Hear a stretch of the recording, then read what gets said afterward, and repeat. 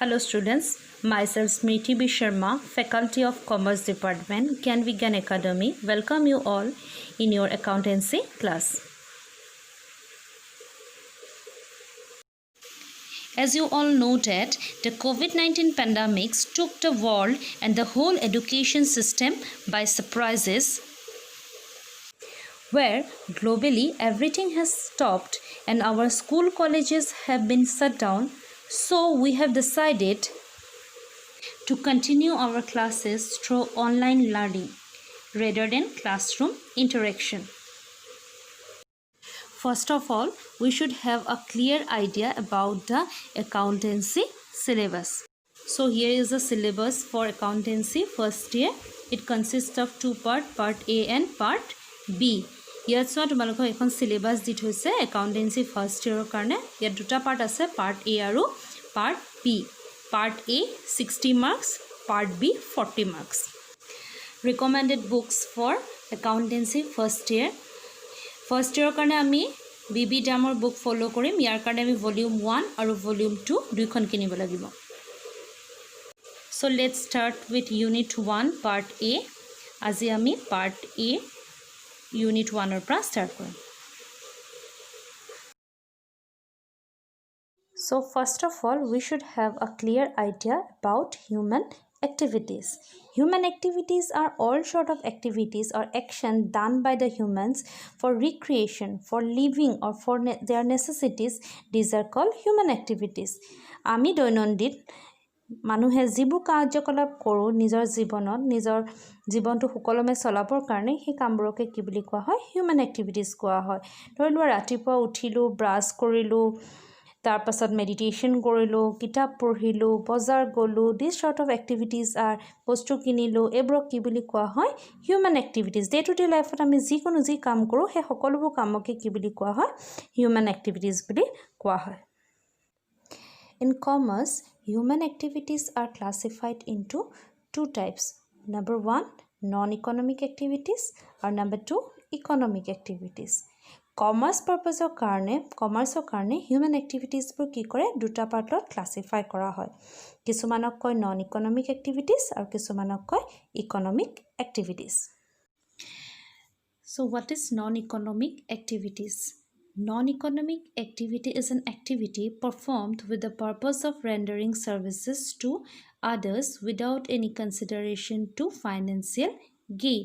For example, love, care, rituals, prayer, etc. এতিয়া non economic activity বুলি কোৱালে কোনবোৰ activity কোৱা হয় যিবোৰ এক্টিভিটিজ কোনো ফাইনেন্সিয়েল গেইন বা ফাইনেন্সিয়েল বেনিফিটৰ কাৰণে কৰা নহয়, বাট আমাৰ inner sentiment human sentiment satisfied কৰিবৰ কাৰণে আমি কৰোঁ সেই কামবোৰক কি বুলি কোৱা হয় non economic activities. For example our ritual beliefs, prayers, care to our near and dear ones, these are called non-economic activities. এই এক্টিভিটিজবোৰ আমি কি কৰিব নোৱাৰোঁ মানিত মেজাৰ কৰিব নোৱাৰোঁ। কেতিয়াও আমি লাভ, ইমোশনস, ৰিচুৱেলছ, আমাৰ প্ৰেয়াৰ এইবোৰক আমি কেতিয়াও মানিত কনভাৰ্ট কৰিব নোৱাৰোঁ। সেইকাৰণে ইহঁতক কি এক্টিভিটি বুলি কোৱা হয় নন ইকনমিক এক্টিভিটি বুলি কোৱা হয়। So next one is the economic activities. Economic activities include all sort of human activities which can be measured in terms of money or which can be conducted to get some economic benefit. For example, payment of electricity bill, purchase of vegetables, sale of scrap. These are some economic activities because here transactions can be or activities can be measured in terms of money. যিবোৰ activity যিবোৰ কাম মানুহৰ কাম আমি মানিত measure কৰিব পাৰোঁ বা কিবা বেনিফিটৰ কাৰণে ইকনমিক বেনিফিটৰ কাৰণে কৰোঁ সেই এক্টিভিটিবোৰক কি এক্টিভিটি বুলি কোৱা হয় ইকনমিক এক্টিভিটি। ইয়াত এক্সাম্পল দিয়া আছে চোৱা teachers teaching and taking money for that. শিক্ষকে শিক্ষকতা কৰে আৰু তাৰ বিহাফত কি লয় চেলাৰী পায়। এইটো কি এক্টিভিটি ইকনমিক এক্টিভিটি। সেম শিক্ষকজনে যদি ঘৰত নিজৰ ল'ৰা ছোৱালীক পঢ়ায় তাৰ হেতু কিন্তু ইকনমিক এক্টিভিটি নহয়। কিয় নহয় কাৰণ তাৰ এগেইনষ্টত তেওঁ চেলাৰী নেপায়। These are done for some mental satisfaction also.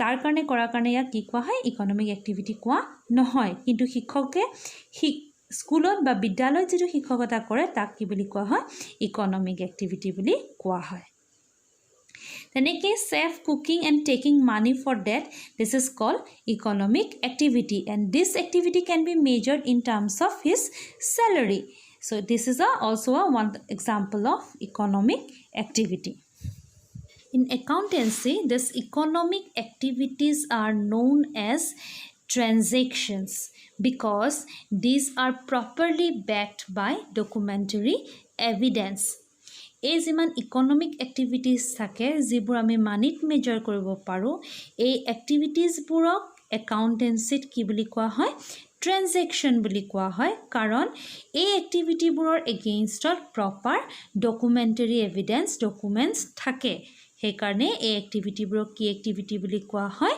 ট্ৰানজেকশন বুলি কোৱা হয় So we can understand that in accountancy, economic activities which can be measured in terms of money are termed as transaction.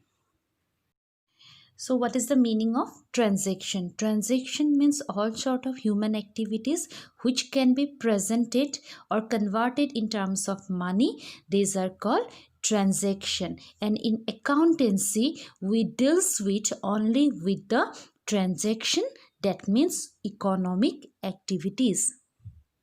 So accountancy subjectত আমি all sort of economic activities যাক transaction বুলিও কোৱা হয় ইয়াৰ বিষয়েহে আলোচনা কৰিম So accountancy is a subject where we will able to learn about the various rules, regulation, procedures, principle which are applied in the process of recording transaction by business concern. Accountancy subject to ami various rules, regulation, principles, procedures এইবোৰৰ বিষয়ে শিকিম যিবোৰ procedures transaction তা মানে economic activities যিবোৰ মানিত measure কৰিব পাৰি কেনেকৈ ৰেকৰ্ড কৰে বিজনেছ কনচাৰ্নবোৰে ট্ৰানজেকশ্যন ৰেকৰ্ড কৰাৰ মেথডটো শিকা যাব আমাৰ এই একাউন্টেন্সি সাবজেক্টত So student this is the time to sum up the session today we have learned about the human activities types of human activities meaning of non-economic activities, meaning of economic activities, which are also known as transaction, and a brief idea about the subject accountancy. So in the next class, we will discuss about the foundation of the subject accountancy. Next class ot ami accountancy subject tur basic foundation ki hoy tar bishoye alochona korim. So based on today's discussion, you can able to answer the following questions. Number 1, what is transaction? Give examples. Number 2, what is accountancy? So student, আজি discussion upor base kori tumaloke tolor duta question koribo pariba. Eta hoise what is transaction? Aro give example and next one is what is accountancy? So based on today's session, write the answers in your copy and submit it in my personal number.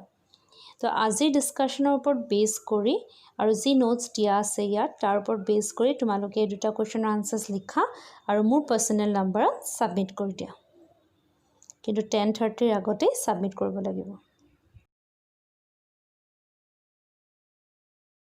So here is my number 7002103154 ইয়াত থকা নাম্বাৰটোতে তোমালোকে homework submit কৰিবা So thank you students if you have any doubt you are free to call me So student kabar kiba jodi doubt thake তোমালোকে মোক ইয়াত দি থোৱা নাম্বাৰটোত ফোন কৰিব পাৰিবা